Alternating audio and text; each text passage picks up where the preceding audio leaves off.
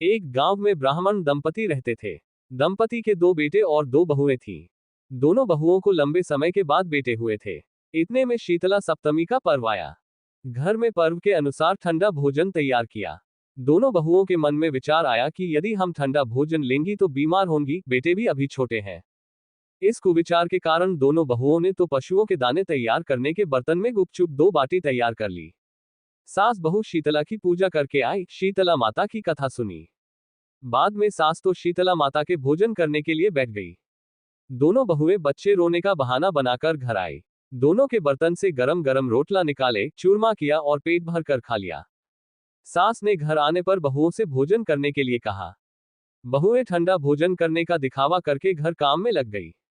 सास ने कहा, बच्चे कब के सोए हुए हैं, उन्हें जगाकर भोजन करा लो। बहुएं जैसे ही अपने अपने बेटों को जगाने गई तो उन्होंने उन्हें मृतप्राय पाया। ऐसा बहुओं की करतूतों के फलस्वरूप शीतला माता के प्रकोप से हुआ था।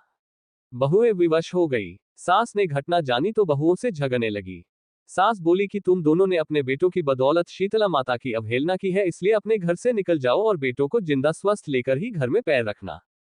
अपने मृत बेटों को टोकरे में सुलाकर दोनों बहुएं घर से निकल पड़ी। जाते जाते रास्ते में एक जीर्ण वृक्ष आया। ये खेजड़ी का वृक्ष था। इसके नीचे ओरी शीतला दोनों बहनें बैठी थीं। दोनों के बालों में विपुल प्रमाण में जू थी। बहुओं ने थकान का अनुभव भी किया था। दोनों बहुएं ओरी और शीतला के पास आकर बैठ गई। उन दोनों ने शीतला ओरी के बालों से खूब सारी जू निकाली। जुओं का नाश होने से ओरी और शीतला ने अपने मस्तक में शीतलता का अनुभव किया। कहा, तुम दोनों ने हमारे मस्तक को शीतल ठंडा किया है, वैसे ही तुम्हें पेट की शांति मिले। दोनों बहुएं एक साथ बोली कि पेट का दिया हुआ ही लेकर हम मारी मारी भटकती हैं, परंतु शीतला माता के दर्शन हुए नहीं है। शीतला माता ने कहा कि तुम दोनों पापिनी हो, दुष्ट हो, दुराचारिणी हो, तुम्हारा तो मुंह देखने भी योग्य नहीं है।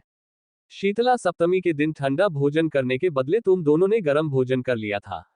ये सुनते ही बहुओं ने शीतला माताजी को पहचान लिया। देवरानी जेठानी ने दोनों माताओं का वंदन किया। गिड़गिड़ाते हुए कहा कि हम तो भोली भाली हैं, अनजाने में गरम खा लिया था। आपके प्रभाव को हम जानती नहीं थी। आप हम दोनों को क्षमा करें। पुनः ऐसा दुष्कृत्य हम कभी नहीं करेगी। उनके पश्चाताप भरे वचनों को सुनकर दोनों माताएं प्रसन्न हुई। शीतला माता ने मृतक बालकों को जीवित कर दिया। बहुएं तब बच्चों के साथ लेकर आनंद से पुनः गांव लौट आए। गांव के लोगों ने जाना कि दोनों बहुओं को शीतला माता के साक्षात दर्शन हुए थे।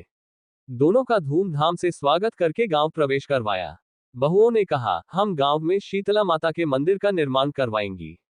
चैत्र महीने में शीतला सप्तमी के दिन मात्र ठंडा खाना ही खाएंगी। शीतला माता ने बहुओं पर जैसी अपनी दृष्टि की वैसी कृपा सब पर करे। श्री शीतला मां सदा हमें शांति, शीतलता तथा आरोग्य दे। शीतले त्वं जगन माता, शीतले त्वं जगत पिता, शीतले त्वं जगत धात्री, शीतलाय नमो नमः। बोलो श्री शीतला मात की जय। व्रत, उपवास, त्योहारों व एकादशी से जुड़ी धार्मिक कथाओं के साथ जुड़े रहने के लिए कृपया चैनल सब्सक्राइब करें।